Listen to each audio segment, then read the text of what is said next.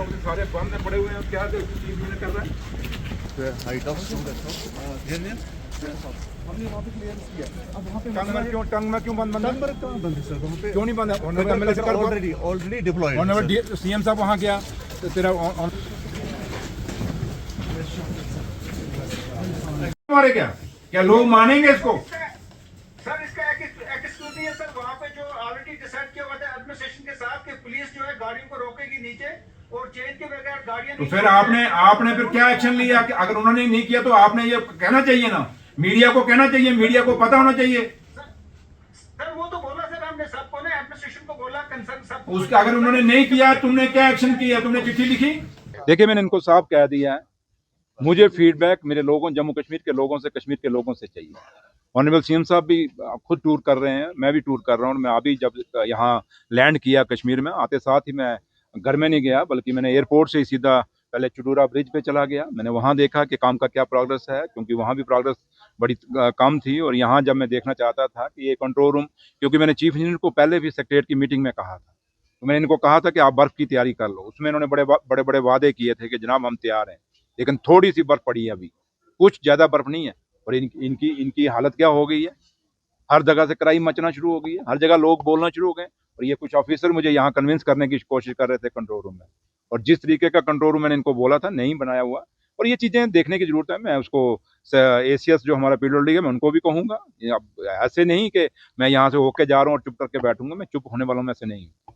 और यहाँ तक ताल्लुक जो है, इनको मैं साफ कहा है कि मेरे लोगों से फीडबैक आए। ऑनरेबल एमएलए जो मेरे हैं, वो मुझे अगर कहेंगे कि हाँ जी ये प्रॉब्लम है। मुझे एक इंजीनियरिंग का कह रहा था, जनाब हम जब साफ करते हैं एक दीवार बन जाती है, खाक दीवार बन जाती है, पहले दीवार के काबुल बर्फ तो पड़े। इसलिए इनके जो मैं बातें सुन के आया हूँ, इररिलेवेंट बातें थी, जिसका कोई लेना देना जमीनी सतह पे नहीं है।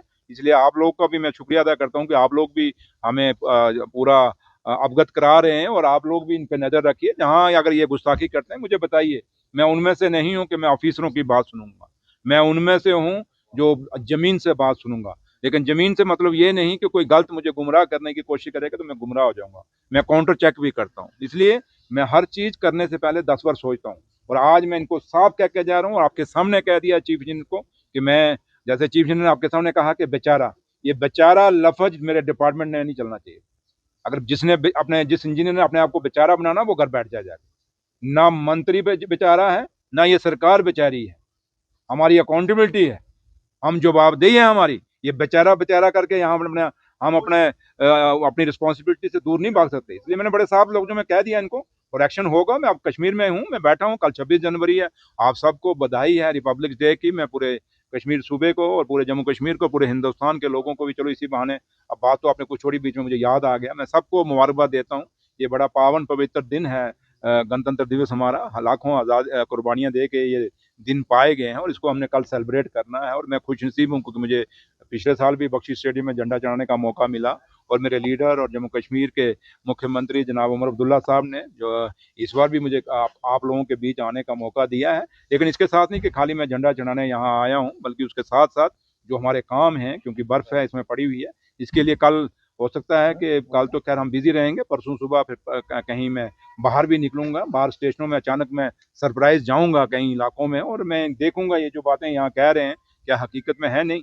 और ये खाली सोचेंगे कि हम इलाके में जाके फोटो खिंचा के चढ़ा देंगे और सुरेंद्र चौधरी खुश हो जाएगा, उमर अब्दुल्ला सरकार खुश हो जाएगी, वो होने वाले नहीं। हमें काम चाहिए। एक फाइनल क्वेश्चन सर, अगर मैं बात करूं, जिस तरीके से आप ऑन टोज रहते हैं, ग्राउंड पर खुद जाते हैं, जायजा लेते हैं, कई सारे प्री बजट सेशन को लेकर कंसल्टेशंस है, उसमें रिजर्वेशन पॉलिसी है, डेलीवेजर्स का मसला है, या कह सकते हैं कि बहुत सारे प्रॉब्लम्स जो है, खासतौर पर उम्मीद है इस बारी बजट को लेकर अगर देखा जाए जो हर एक कॉन्स्टिट्यूएंसी लेवल पर है, उस पर क्या वर्कआउट? देखिए, पिछले साल भी जो बजट हमने पेश किया था, उस बजट में हमने लोगों का पूरा ध्यान और ख्याल रखा था। कुछ चीजें अनाउंस ऑनरेबल सीएम साहब ने की थी।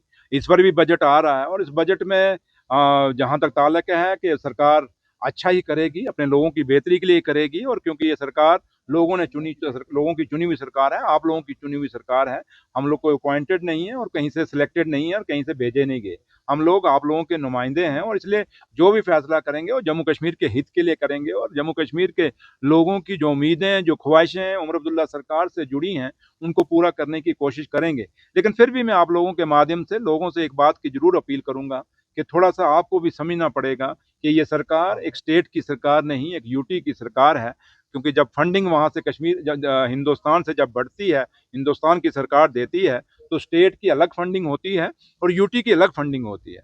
और जब पहले हमारी 2019 से पहले जब फंडिंग आती थी, वो फंडिंग जो थी वो एक स्टेट के लिहाज से आती थी। आज जब हम सरकार को चला रहे हैं तो हमारे पास जो पैसा आ रहा है वो एक यूटी का पैसा है, लेकिन जो डिमांड्स हैं वो स्टेट के बराबर की हैं, लेकिन फंडिंग जो आ रही है वो यूटी के बराबर की आ रही है। इसलिए मुश्किलें हमें हैं थोड़ी सी, लेकिन उसका मतलब ये नहीं कि हम कहें कि हम कुछ नहीं करेंगे, हमें करना पड़ेगा, क्योंकि लोगों ने इसलिए हमें वोट डाला हुआ है। इसलिए लोगों को मैं यही कहूँगा कि ये दूसरा बजट है हमारा, लोगों का जो विश्वास है वो विश्वास पे हम खरे उतरेंगे और कोशिश करेंगे कि आज दूसरा में कुछ काम करेंगे, कुछ तीसरे में करेंगे, कुछ चौथे में, और जब हम 5 साल बाद अपना ये सरकार अपना टेन्योर पूरे करेगी और जब हम इलेक्शन में उतरेंगे, इतना ज़रूर मैं आपको यकीन दिलाता हूँ अपने लीडर की क़यादत में, जनाब फारूक साहब की क़यादत में और जनाब उमर अब्दुल्ला साहब की क़यादत में, जब पार्टी और हम लोग इलेक्शनों में उतरेंगे, अपने जो वादे हमने इलेक्शन से पहले अपना मैनिफेस्टो जो किया था, एक एक बात विद